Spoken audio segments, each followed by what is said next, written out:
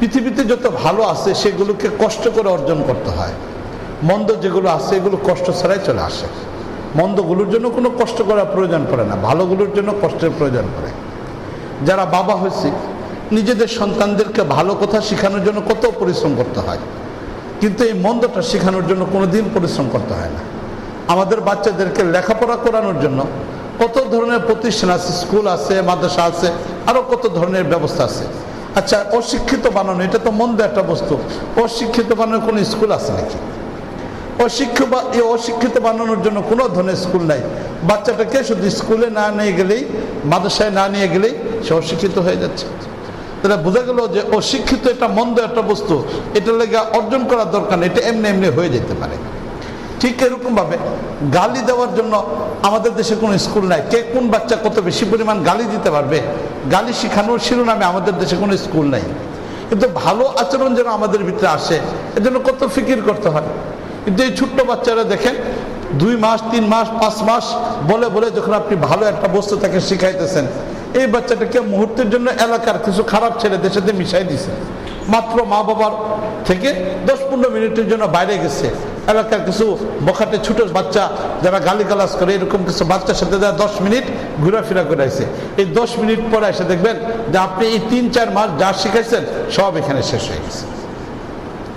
আপনি গালি শিখাইছেন না, সেইখানে এসে গালি দেওয়া আরম্ভ করে দিছে। এমন বিশ্রী বিশ্রী কথাবার্তা বলা আরম্ভ করে দেয় যে কথাবার্তা বলার কারণে মা বাবা পর্যন্ত লজ্জা পায়া ফেলাইতেছে, অভিভাবক লজ্জার মধ্যে পড়ে যেতেছে। কেন হইতেছে এটা? এই মন্দটা এই কয়েক সেকেন্ডের মধ্যে 10-15 মিনিটের মধ্যে শিখে ফেললো, অথচ ভালোটা শেখানোর জন্য এত পরিশ্রম করতেছে। এর কারণটা কি? কারণ প্রতিটা বস্তুর মধ্যে মন্দটা হলো আসল, মন্দটা তার ভিতরে থাকে, ভালোটা বাইরে থেকে কষ্ট করে আনতে হয়। ভিতরে যেটা থাকে এটার সাথে সামান্য ছোঁয়া লাগলেই বাস ভিতরে বস্তুটা জেগে ওঠে। আর মন্দটা যেহেতু, ভালোটা যেহেতু বাইরে থেকে কালেক্ট করে আনতে হয়, এই জন্য এই ভালোটা অর্জন করার জন্য মেহনতের প্রয়োজন পড়ে। পৃথিবীতে যত ভালো বস্তু আছে সবগুলো অর্জনের জন্য মেহনতের প্রয়োজন পড়ে, কিন্তু মন্দগুলোর জন্য সামান্য পরিমাণ মেহনতের প্রয়োজন পড়ে। আমাদের দেশে সাধারণত মানুষ ভাত খায় থাকে, আমাদের দেশে 3 বেলায় ভাত খায়। যারা অসুস্থ তাদের কথা হলো ভিন্ন, এখন পরিবর্তন চলে আসতেছে। তাহলে বিষয়টা হলো যে 3 বেলা আমাদের দেশের মানুষ ভাত খায়। এই ভাতটা রান্না করাটা সহজ, কিন্তু কোনো ব্যক্তি যদি পোলাও রান্না করতে চায় যে আজকে আমি পোলাও খাবো, তাহলে এর জন্য কি পরিমাণ পরিশ্রম করতে হয় চিন্তা করে দেখেন। ভালো চাউল কিনতে হচ্ছে, তেল কিনতে হচ্ছে, ডালটা কিনতে হচ্ছে, অথবা ঘি কিনতে হচ্ছে, আরো কত ধরনের বস্তুকে কিনতে হচ্ছে। কিন্তু কেউ যদি চায় যে এই পোলাওটাকে নষ্ট করে ফেলবে, নষ্ট করার লাগে কিছু করার দরকার নেই, শুধুমাত্র ঢাকনাটাকে খুলে কয়েক ঘন্টার জন্য যদি রেখে দেয় তাহলে আস্তে আস্তে এটা নষ্ট হয়ে যাবে। যে পোলাওটা খাওয়ার জন্য এত উদ্গ্রীব থাকে, এত আয়োজন করে রান্না করা হয়েছে না, 1 দিন 2 দিন যাওয়ার পরে সেই চাউল থেকে কি আরম্ভ হয়েছে, কিরা বের হওয়া শুরু হয়ে গেছে। এখন আর দুর্গন্ধের কারণে এখানে থাকা যাচ্ছে না। তাহলে খাওয়ার লাগে মেহনত করতে হয়েছে, কিন্তু নষ্ট করার লাগে কোনো মেহনতের দরকার পড়ছে না। নষ্ট যেটা এটা তার ভিতরের মধ্যে ছিল, পোলাওয়ের ভিতরে নষ্ট হওয়ার বস্তুটা তার ভিতরে ছিল, শুধু পরিশ্রম করে এটাকে ভালো না রাখার ব্যবস্থাকে ছেড়ে দেওয়া হয়েছে, মন্দটা তার ভিতর থেকে বের হওয়া শুরু হয়ে গেছে।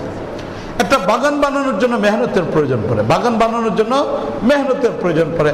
জায়গা নির্বাচন করতে হয়, এরপরে এখানে এসে মাটিটাকে চাষাবাদ করতে হয়, এরপরে এখানে সার দিতে হয়, এরপরে ভালো ভালো চারা লাগাইতে হয়, এরপরে যে চারাটা লাগানোর পরে এরপরে যে কি করতে হয়, এখানে মালি রাখতে হয়, এটাকে আবার নিরাপত্তার বিষয়টাকে দিতে হয় যাতে ছাগল অন্যান্য বস্তু এসে নষ্ট না করে।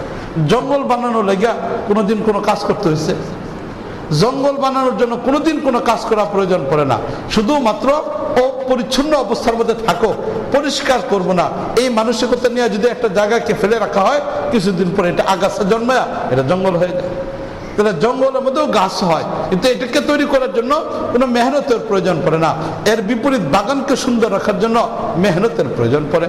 তাহলে বোঝা গেল প্রতিটা বস্তুর ভিতরে মন্দটা তার স্বভাবগত বস্তু, মন্দটা দূর করে এটাকে দমায় রাখতে হয়। মন্দটা ভিতরে আছে, এটাকে দমায় রাখতে হয়, নিয়ন্ত্রণ করে রাখতে হয়।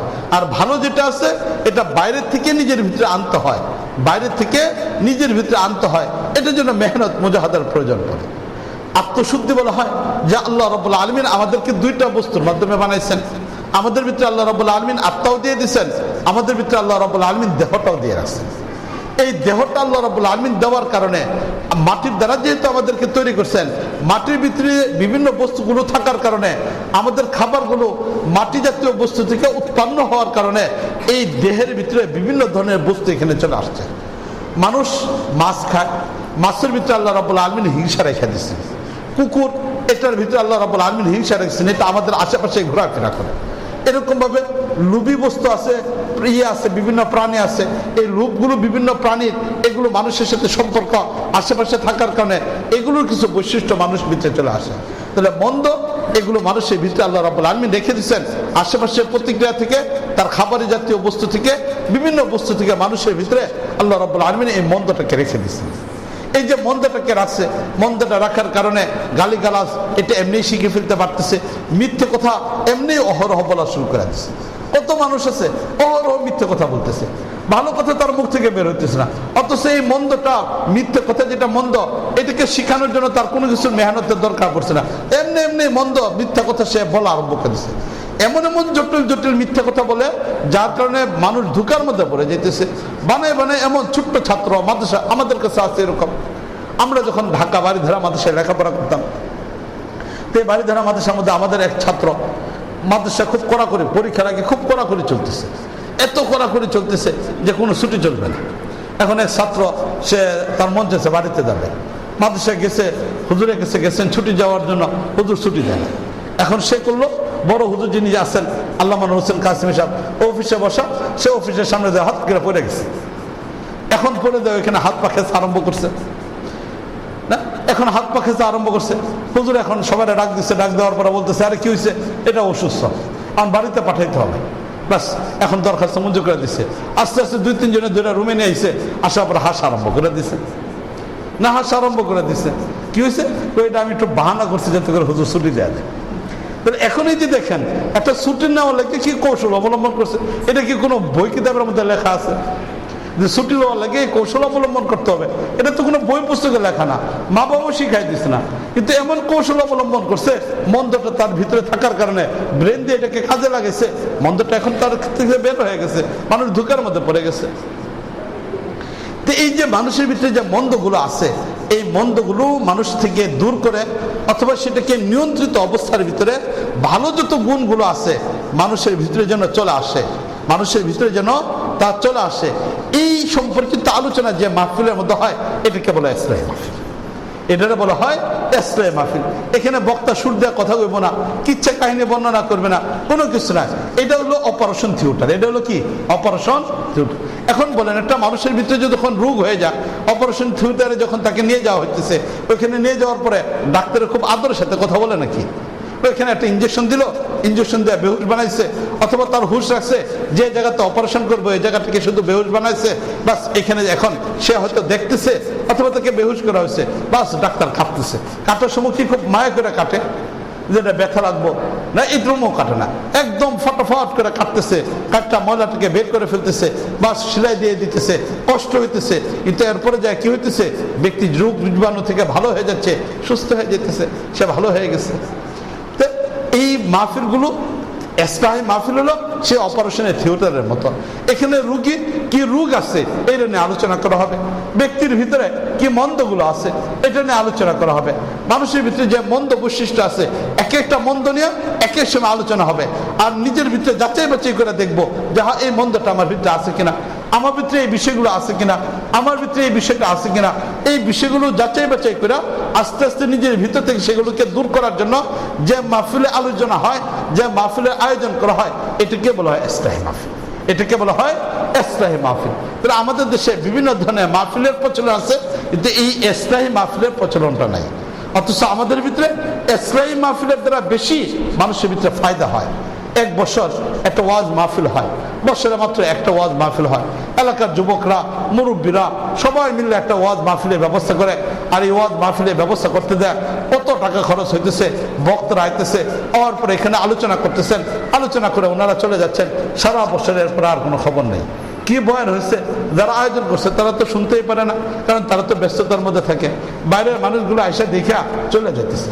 কখনো বক্তা খুব সুন্দর বয়ান করতেছেন, কিন্তু কি করতেছে তারা ওইটা বুঝতেছে না। আমাদের বাংলাদেশের গৌরব ছিলেন মৌলানা মহিউদ্দিন খান সাহেব রহমতুল্লাহ আলী। আপনাদের পাশেই যে গফরগাঁয়ে ছিলেন না মৌলানা মহিউদ্দিন খান সাহেব রহমতুল্লাহ আলী। মৌলানা মহিউদ্দিন খান সাহেব রহমতুল্লাহ আলী ময়মনসিংহের বিভিন্ন অঞ্চলে প্রোগ্রামে আসতেন। তো একবার উনি বলতেছেন যে হালুয়াঘাট বা এই ধরনের একটা অঞ্চলে উনি প্রোগ্রামে গেছেন শীতের দিন, প্রচণ্ড শীত। এরপরে তিনি বয়ান করছেন। বয়ানের ভিতরে একেবারে খুব সুন্দর আলোচনা হয়েছে। যখন আলোচনা হয়েছে, আলোচনার পর এখন দোয়া করে দিচ্ছেন, এখন ওইখানে থাকারও ব্যবস্থা নাই, উনি চলে আসতেছেন। তো এখন হুজুর আসতেছেন, চাদর মুড়ি দেওয়া বয়ান করছে, সমস্ত ঘাম বাইর হয়েছে, এই সমস্ত মানুষ ওনারা দেখছে। এখন চাদর মুড়ি দিচ্ছে, শীতের বেলা, রাতের বেলা শীত, এখন চাদর মুড়ি দিয়ে আইতেছেন। এখন যখন নদীর পাড় দিয়ে আইতেছেন, এমন অবস্থার মধ্যে একজন আরেকজনের সাথে বলতেছে আজকে বক্তা খুব সুন্দর বয়ান করছে, বক্তা খুব সুন্দর বয়ান করছে। আরেকজনে বলছে কি বয়ান করছে, ও কি করছে এটা তো বুঝি নাই, কিন্তু খুব সুন্দর বয়ান করছে। তাহলে এখন চিন্তা করে দেখেন যে আমাদের মাহফিলগুলির অবস্থা কেমন হয়। বক্তা কি বয়ান করছে, সুন্দর বয়ান করছে, কিন্তু কি কইছে এটা আর বুঝে না। মহিউদ্দিন খান সাহেব বলতেছেন যে ওই দিন থেকে আমার ইচ্ছা হয়েছে যা আর বয়ান করতাম না, কারণ বয়ানটা শুধু মানুষ ওইখানে শুনতেছে, কিন্তু এর ফলাফল তো আর কিছু হইতেছে না। মূল বিষয়টা হলো এটা যে ওইটাও আমাদের দরকার আছে, ওয়াজ মাহফিলেরও দরকার আছে, কিন্তু ওয়াজ মাহফিলের মাধ্যমে যে খরচগুলো হয়, যে আয়োজনটা হয়, এর থেকে এই ধরনের ছোট ছোট মাহফিল মসজিদ ভিত্তিক যদি হয় তাহলে মানুষের ভিতরে ফায়দাটা বেশি হয়, মানুষের ভিতরে ফায়দাটা বেশি হয়। আমাদের বড়রা যারা ছিলেন তারা এই ধরনের মাহফিলগুলোর পিছনে বেশি সময় দিতেন, এই মাহফিলগুলোর পিছনে বেশি পরিমাণে সময় দিতেন, যাতে করে মানুষের সাথে কাছাকাছি বৈশা ঘরোয়া পরিবেশের ভিতরে নিজেদের সমস্যাগুলোর কথা আলোচনা করে এরপরে এই সম্পর্কিত আলোচনার মাধ্যমে যাতে নিজেদের আত্মশুদ্ধিটা হয়ে যায়, নিজেদের ভিতরে যেন পরিবর্তন হয়, এই বিষয়টাকে ওনারা সবসময় লক্ষ্য রাখতেন। মুআজ্জাজ হাজিরিন, মূল উদ্দেশ্য তো হইতো আল্লাহ রাব্বুল আলামিনের সাথে সম্পর্ক স্থাপন করা। মূল এটাই তো হলো আমাদের মূল উদ্দেশ্য, এই দুনিয়াতে আসার মূল মাকসাদে হলো এটা, আল্লাহর সাথে সম্পর্ক। তো বরায়ে ওয়াসলে করদান আমুদে, তো বরায়ে ওয়াসলে করদান আমুদে, না বরায়ে ফসলে করদান আমুদে। এই দুনিয়াতে আসার উদ্দেশ্য তো হলো এটা, আল্লাহর সাথে সম্পর্কটাকে স্থাপন করা, আল্লাহর সাথে সম্পর্কটাকে স্থাপন করা, এটাই তো হলো এখানে মূল উদ্দেশ্য। কোনো ব্যক্তি যদি এখানে উদ্দেশ্যটা সফলতা অর্জন করে ফেলতে পারে, ফামান যুহজিহা আনিন নার ওয়া উদখিলাল জান্নাতা ফাকাদ ফাজ। কোনো ব্যক্তি যদি আল্লাহর সাথে সম্পর্ক স্থাপন করে এইভাবে নিজেকে তৈরি করে নিতে পারে যে নিজেকে জাহান্নাম থেকে বাঁচিয়ে ফেলেছে, নিজেকে জাহান্নাম থেকে বাঁচাইছে, আর সে জান্নাতের অধিকারী হয়ে গেছে, ফাকাদ ফাজ। কোরআনে কারীমের পরিভাষায় আল্লাহ রাব্বুল আলামিন বলতেছেন এই ব্যক্তি হয়ে গেছে, সফল হয়ে গেছে, এই ব্যক্তি সফলতা অর্জন করে ফেলছে, তার ভিতরে কামিয়াবি চলে আসছে, তার ভিতরে সফলতা চলে আসছে, যে সে আল্লাহ রাব্বুল আলামিনের রাগের জায়গা জাহান্নাম থেকে বেঁচে সে জান্নাতের অধিকারী হয়ে গেছে। এই জন্য আজকে আমাদের সবচেয়ে বড় প্রয়োজন হলো এই দুনিয়াতে থেকে আল্লাহ রাব্বুল আলামিনের সাথে সম্পর্কটাকে মজবুত করা, আল্লাহর সাথে সম্পর্কটাকে মজবুত করা, এটি হলো সবচেয়ে বড় জিনিস। এই যে মন্দগুলো যেগুলো আমাদের ভিতরে আছে, এগুলো থেকে পবিত্র হইলেই আল্লাহ রাব্বুল আলামিন জান্নাত দিবেন। জান্নাত অপবিত্র কোনো মানুষের জায়গা না, জান্নাত হলো পবিত্র মানুষের জায়গা। কোরআনে কারীমের মধ্যে আল্লাহ রাব্বুল আলামিন ইরশাদ করছেন না, আল্লাহ রাব্বুল আলামিন কোরআনে কারীমের মধ্যে বলছেন যালিকা জাযাউ মান তাযাক্কা, যালিকা জাযাউ মান তাযাক্কা। জান্নাত হলো পরিশুদ্ধ মানুষের জন্য। এখন পরিশুদ্ধ মানুষ কারা? যারা নিজেদেরকে এই দুনিয়াতে পরিশুদ্ধ করে আল্লাহর সাথে সম্পর্ক স্থাপন করতে পারছে, জান্নাত হলো তাদের ঠিকানা। এখন কোনো ব্যক্তি তার ভিতরে ঈমান আছে কিন্তু সে নিজেকে পরিশুদ্ধ করতে পারে নাই, তাহলে এই ব্যক্তির পরিশুদ্ধির ব্যবস্থা আল্লাহ রাব্বুল আলামিন কবরের মধ্যে রাখবে। কবরের মধ্যে যদি পরিশুদ্ধির ব্যবস্থা হয়ে যায় তাহলে তো ভালো, যদি না হয় তাহলে হাশরের ময়দানে করব। এটাও যদি না হয় তাহলে জাহান্নামে পরিশুদ্ধ করবে, কিন্তু পরিশুদ্ধ কইরা এরপর আল্লাহ রাব্বুল আলামিন জান্নাত দিবেন, কিন্তু পরিশুদ্ধ করা ছাড়া জান্নাত দেওয়া হবে না। কোনো ব্যক্তি যদি দুনিয়াতে করে ফেলা তাহলে তো এখানে সে সফল হয়ে গেছে, এখানে সে কামিয়াবি হয়ে গেছে, এখানে সফলতা সে অর্জন করে ফেলতে পারছে, যে এই দুনিয়াতে সে পরিশুদ্ধ করে ফেলতে পারছে। আমরাও দেখি কোনো ব্যক্তি যদি রোগী হয় সর্বপ্রথম কোথায় যায় তাকে নিতে হয়? ইমার্জেন্সি বিভাগে আগে তারা নিয়ে যায়। ইমার্জেন্সি বিভাগে যখন তাকে নিয়ে যাওয়ার পরে এখানে প্রাথমিক পর্যায়ে ডাক্তারে কিছু চিকিৎসা করে, প্রাথমিক পর্যায়ে ইমার্জেন্সি বিভাগে ডাক্তার থাকেন, তারা কিছু চিকিৎসা করেন। এই ইমার্জেন্সি বিভাগে যদি ডাক্তারের চিকিৎসার দ্বারা ব্যক্তি ভালো হয়ে যায়, তাহলে আর ভর্তি করার দরকার পড়ে না, ওইখান থেকে তাকে নিয়ে এসে পড়ে। আমাদের ময়মনসিংহে এখন নন স্টপ একটা বিভাগ খুলছে, কিংবা দরকার খুব বেশি হইতেছে, এখানে পাঠিয়ে দেওয়া হইতেছে। অল্প সময়ের ভিতরে এখন ভর্তি করা ছাড়াই 4-5 ঘন্টার ভিতরে সব কিছু করে এখান থেকে পাঠিয়ে দেওয়া হচ্ছে, রুগীকে বাড়িতে পাঠিয়ে দেওয়া হচ্ছে। না, রুগীটা অত্যন্ত জটিল, রুগীটা অত্যন্ত জটিল। এটা কি ইমার্জেন্সি বিভাগে রাখার দ্বারা সমস্যা হচ্ছে না, এটা ভালো হইতেছে না, একে হাসপাতালে ভর্তি করতে হইব। হাসপাতালে যখন ভর্তি করে, ময়মনসিংহের হাসপাতাল তো আর এত উন্নত হাসপাতাল না, ভালো হাসপাতাল যেগুলো আছে এগুলোতে ঢুকার সাথে সাথেই কিছু সিস্টেমে আমাদের চলে আসে। হাসপাতালের পোশাক দিয়ে দেয়, হাসপাতালের খাবার দিয়ে দেয়, হাসপাতালের নির্ধারিত কিছু কোড আছে যেগুলো তাদেরকে মেনটেন করতে হবে, যেগুলো তাদের নিয়োগতান্ত্রিকতার সাথে রক্ষা করতে হবে। এরপরে যে হাসপাতালে এখানে ভিতরে রেখে দেওয়া হচ্ছে, লম্বা একটা সময় পর্যন্ত এখানে চিকিৎসা করবে, হাসপাতালের পোশাকে এখানে পড়তে হবে, হাসপাতালের খাবারটাই খাইতে হবে, সব কিছু এখানে চলার পরে এরপরে যখন সে সুস্থ, এরপরে তাকে বাড়িতে পাঠানো হয়। ঠিক এরকম ভাবে কোনো ব্যক্তি ইমানটা তার আছে, কিন্তু ইমানটা বেশি মজবুত না, ইমানটা বেশি মজবুত না, অথবা মজবুত আছে, কিছু গুনাহ আছে, কিছু গুনাহ যদি এই ব্যক্তি থাকে, তাহলে এই ব্যক্তি যখন কবরে যাবে, কবরের শাস্তি তাকে পাক সাফ করে দিছে, এরপরে আর কোনো কিছু দরকার নেই। এইটা হলো কবরটা, হলো ইমার্জেন্সি বিভাগ, কবরটা হলো ইমার্জেন্সি বিভাগ। এখানে এসে কিছু শাস্তি টাস্তি দিয়া এরপরে তারা কি করে দেওয়া হইতেছে, ব্যবস্থা করে দেওয়া হইতেছে, বাস সে পাক সাফ হয়ে গেছে। যদি এইটুকু না হয়, তাহলে এখন হাসরের মাঠে যাবে। ইমার্জেন্সি বিভাগে কাজ হচ্ছে না, তাহলে হাসরের মাঠে যাবে। এখন তার ব্যাপারে ফয়সালা জাহান্নামী। ওই জাহান্নামীদের জন্য পোশাক রয়ে গেছে, জাহান্নামীদের জন্য খাবার রয়ে গেছে।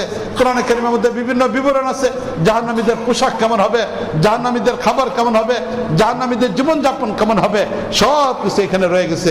ওটা হলো হাসপাতাল না, যে এটা হলো জাহান্নামটা হলো হাসপাতাল। এই হাসপাতালের মধ্যে রাখার পরে রুগী যদি এখানে সুস্থ হয়ে যায়, রুগীর ভিতরে ইমান আছে, গুনাহ মাফ হয়ে গেছে, তাহলে আল্লাহ রাব্বুল আলামিন তারে জান্নাত লইব, তাহলে জান্নাতে লইব। কিন্তু যদি এখানে আরো লম্বা সময় লাগে, হাসপাতালে যেমন রুগীর অবস্থা হিসেবে কোন রুগী 6 মাস, কোন রুগী 1 বছরও থাকে, আমাদের বাংলাদেশে এরকম আছে। বিশেষ করে কলিকাতায় গেলে, কলিকাতায় মুকুন্দপুর একটা হাসপাতাল আছে, এই হাসপাতালে আমিও বেশ কয়েকবার চিকিৎসার জন্য গেছি। কলিকাতাতে পড়ছে মুকুন্দপুর, মুকুন্দপুরে রবীন্দ্রনাথ ঠাকুর হাসপাতাল। এই হাসপাতালে যাওয়ার পরে ওইখানে অনেক রুগী দেখছে বাংলাদেশে এমন, যারা 2 বছর যাবত এখানে রয়ে গেছে। 2 বছর যাবত একটা রুম ভাড়া করে বাস রুগী হলো হাসপাতালের ভিতরে, আর এখন তার চিকিৎসা চলছে। 2 বছর 1.5 বছর এখানে রয়ে গেছে, 6 মাস এরকম রুগীরা এখানে রয়ে গেছে, তার চিকিৎসা এখানে চলতেছে। তাহলে এটা হলো যে রুগীর অবস্থা বেঁধে, রোগের অবস্থা বেঁধে তার এখানে থাকার ব্যবস্থা করা হচ্ছে। জাহান্নামটা হবে এরকম ভাবে। কিন্তু জান্নাতে কেউ যদি যাইতে চায়, তাহলে তার জন্য পবিত্রতা হয়েই তারপরে জান্নাত যাইতে হবে। অপবিত্র অবস্থার মধ্যে জান্নাতে আল্লাহ রাব্বুল আলামিন কাউকে নিয়ে যাবেন না।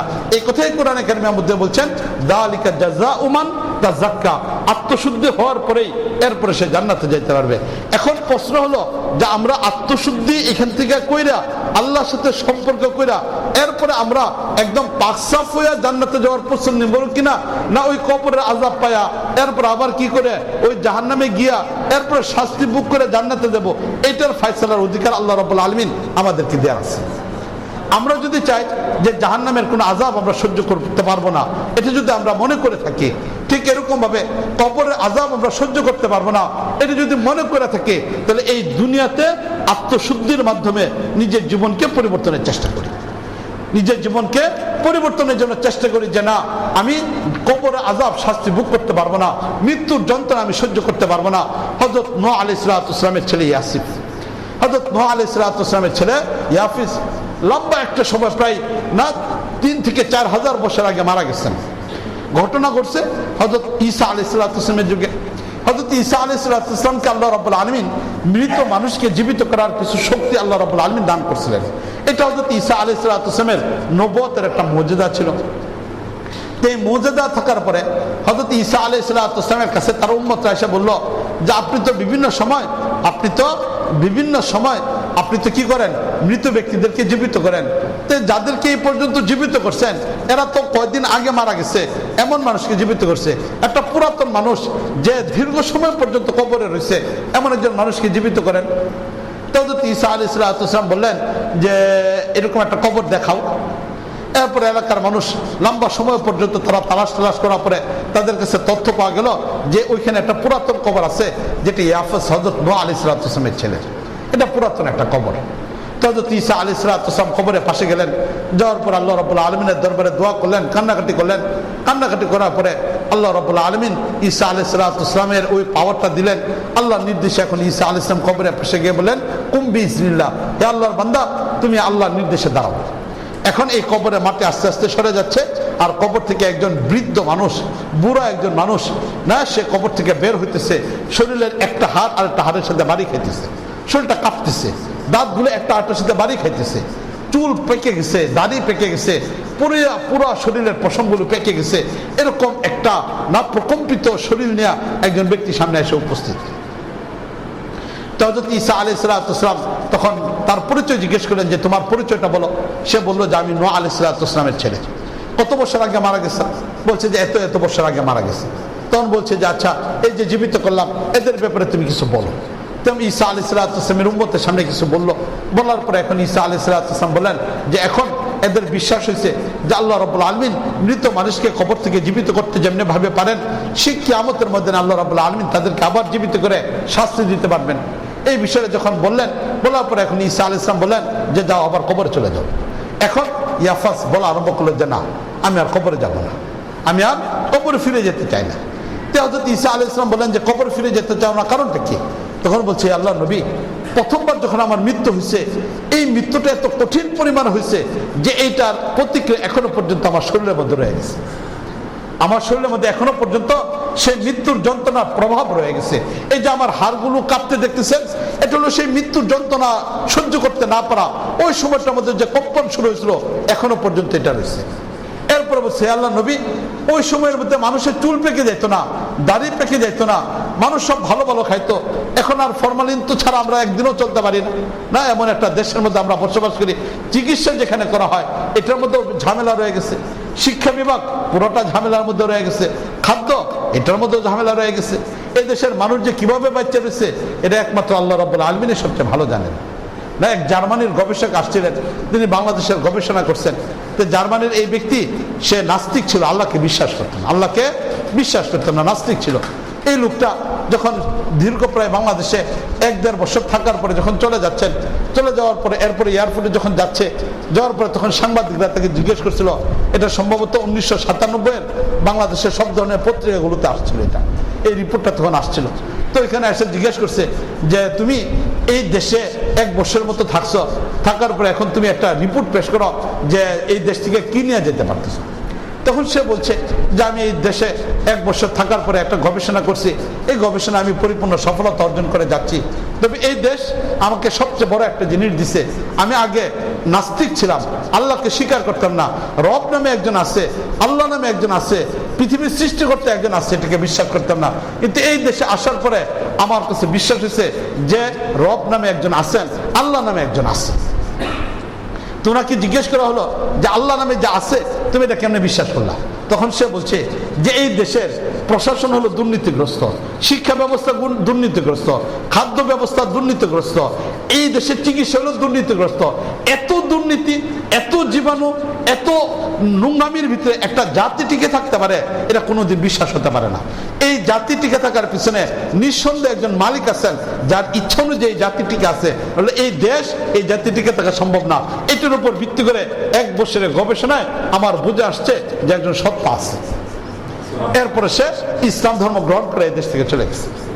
তাহলে মুআজ্জাজ হাজরিন, সুবহানাল্লাহ বলারও কোনো কিছু না, আমাদের জন্য লজ্জাজনক একটা বিষয় না, আমাদের জন্য লজ্জাজনক একটা বিষয় যে এই দেশে কত দূর অবস্থার মধ্যে চলতেছে। তো এই লোক বলতেছেন, ঈসা আলাইহিস সালামের সামনে বলতেছেন যে ওই সময়ের মধ্যে খাদ্যে কোনো ভেজাল ছিল না, যার কারণে মানুষের দাড়িও পেকে দিত না, চুলও পেকে দিত না, এইটা কোনোটাই পাকতো না। এই যে পাকতো না, যে সবগুলো যে কাঁচা থাকতো, তো এখন ঈসা আলাইহিস সালাম বললেন যে তোমার যে পেকে গেছে, বলতেছে যে ওই যে কবরের মৃত্যুর সময় যে আমাকে শাস্তি দেওয়া হয়েছে, এই শাস্তির কারণে আমার কি হয়েছে, সব পেকে গেছে, চুলগুলো পর্যন্ত পেকে গেছে, হাড়গুলো এখনো পর্যন্ত নাড়াচাড়া শুরু হয়েছে। হে নবী ঈসা, তুমি যদি আল্লাহর কাছে দোয়া করো যে আল্লাহ রাব্বুল আলামিন আমাকে মৃত্যুর কষ্ট ছাড়া আবার মৃত্যু দিয়ে আমাকে কবরে নিয়ে যাবেন, তাহলে আমি কবরে যাইতে আসি। প্রথমবারই মৃত্যুর যন্ত্রণা সহ্য করতে পারি নাই, দ্বিতীয়বার তো আর সহ্য করতে পারবো না। ঈসা আল্লাহর কাছে দোয়া করছেন, আল্লাহ রাব্বুল আলামিন মৃত্যুর যন্ত্রণা ছাড়াই তাকে মৃত্যু দেয়া, এরপর আবার কবরে নিয়ে যেতেছে। হাজিরিন, তাহলে এখন চিন্তা করে দেখেন যে ব্যক্তি আল্লাহওয়ালা হবে তার মৃত্যুর ব্যাপারে রাসূল হাদিসের মধ্যে বলছেন তার মৃত্যুটা হবে যেন সে তার গায়ের মধ্যে যেন একটা পিঁপড়া এসে কামড় মারছে।